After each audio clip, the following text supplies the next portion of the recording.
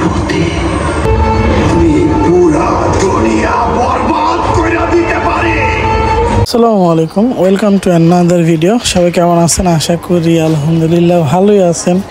যাই হোক, ঈদের তৃতীয় দিন হঠাৎ করেই প্ল্যান যে সবাই মিলে আমরা ঘুরতে যাব। কোথায় যাব? যাই হোক, ঈদে নতুন ছবি মুক্তি পায় সাকিব খানের বরবাদ মুভি। তো সবাই মিলে প্ল্যান করি যে মুভি দেখতেই চলে যাব, যেহেতু বাইরে কোথাও যাওয়ার মতো সুযোগ বা সময় কোনোটাই হয়ে ওঠে নাই। তো যে বলা সেই কাজ, সবাই মিলে চলে যাই বসুন্ধরা সিটি কমপ্লেক্স। তো আমরা সিনেপ্লেক্সে 2 দিন আগে থেকে টিকিট কেটে রাখছিলাম, কারণ এই ছবি বের হওয়ার পর মোটামুটি সবাই জানেন যে কি পরিমাণ একটা ঝামেলা হয়েছে টিকিট নিয়ে। তো যাই হোক, টিকিট কেটে সবকিছু ওকে করে আমরা বসুন্ধরা মলে চলে আসি। তো হঠাৎ করে মনে পড়ে যে মিলন মিসিং, তারা এখনো বসুন্ধরা হলে আসতে পারে নাই, কিন্তু তারা আমাদের আগে চলে আসছে। তো বের হয়ে শুনে যে মিলনরা নাকি বসুন্ধরার শপিং মল চিনে, কিন্তু গিয়া বসুন্ধরার উপরে যে আপনার সিনেমা হল, সেটা তারা জানে না। তো যাই হোক, তাদেরকে নিয়ে আসি এবং তারা লেট করে আসে এবং সবাইকে নিয়ে আমরা বসুন্ধরা শপিং মলে ঢুকি। তো আমরা যেহেতু খাওয়া দাওয়া করে আসি, সবাই মিলে উপরে উঠি এবং এখানে আমি, মিলন, আমার ওয়াইফ, তারপর মিলনের ওয়াইফ, তারপর একটা বড় ভাই ছিল, উনি বাহির থেকে আসছে। তো সে, তার ওয়াইফ এবং তার শালি, আর আমাদের সাথে সিঙ্গেল 2জন ছিল, বিজয় এবং নবী। সবাই মিলে একটু শপিং মলে ঘোরাঘুরি করতেছিলাম, দেখতেছিলাম, তাদেরকে ছবি তুলে দিচ্ছিলাম। খুব ভালো একটা সময় কাটে আলহামদুলিল্লাহ।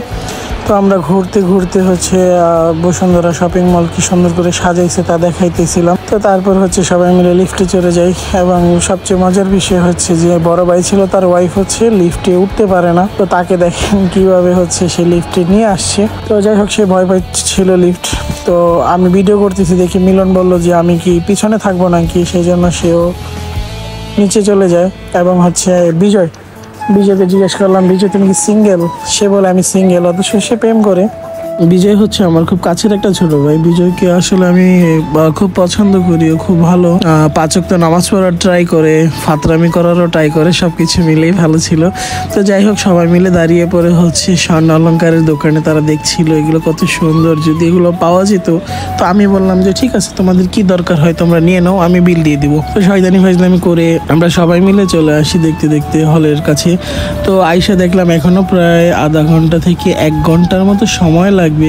তো সেই জন্য আমরা খাওয়া দাওয়া করার জন্য বসে পড়ি, যেহেতু আমি আর সে তো খাওয়া দাওয়া করে আসিনি বাসা থেকে, সবাই কম বেশি খাওয়া দাওয়া করে আসে। তো আমরা কোথাও গেলে বাহিরে খাওয়ারই ট্রাই করি, বাসা থেকে খেয়ে বের হই না।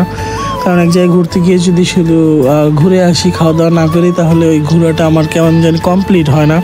তো সেই জন্য আমরা খাওয়া দাওয়া করি। আর নবীন জিল্লুর ডায়লগ দিচ্ছিল, বিজয়কে বললাম যে ছবি দেখার জন্য তুমি কেমন এক্সাইটেড? সে বললো আসলে আমি খুব এক্সাইটেড, সবাই এক্সাইটেড ছিল।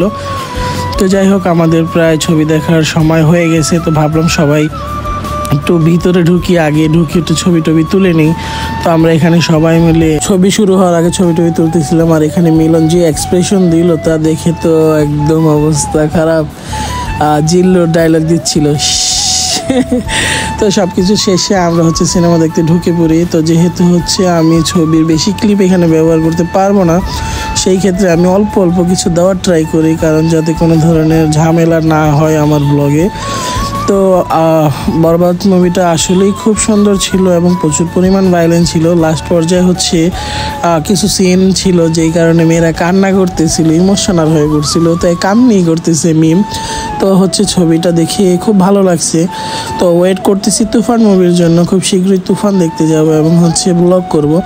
তো আমাদের এখানে ছবি মুভি শেষ করি এবং শেষ করে আমরা বের হয়ে যাই খুব তাড়াতাড়ি করেই, কারণ এই ছবি দেখে খুব ইমোশনাল হয়ে পড়ছিলাম। কারণ যেহেতু শেষে নায়িকা মারা যায়, তো ছবি দেখে অতটাও স্যাটিসফাই হচ্ছিলাম না, কারণ নায়িকা মরে গেলে ভালো লাগে না। এখানে সবাই কান্না করছে, যেহেতু নায়ক মারা গেছে, নায়িকা মারা গেছে সবাই। তো এই যে টিস্যু ভিজিয়ে ফেলছে। তো আমাদের ছবি মোটামুটি দেখা এখানে শেষ করে ফেলি। এখন আমরা সবাই বের হয়ে যাই। বিজয় বলতেছিল, ভাই সবই ঠিক আছে, নায়িকা কেন শেষে মারা গেল বা নায়ক কেন মারা গেল, এগুলো তো আগের মুভিতে এরকম হতো।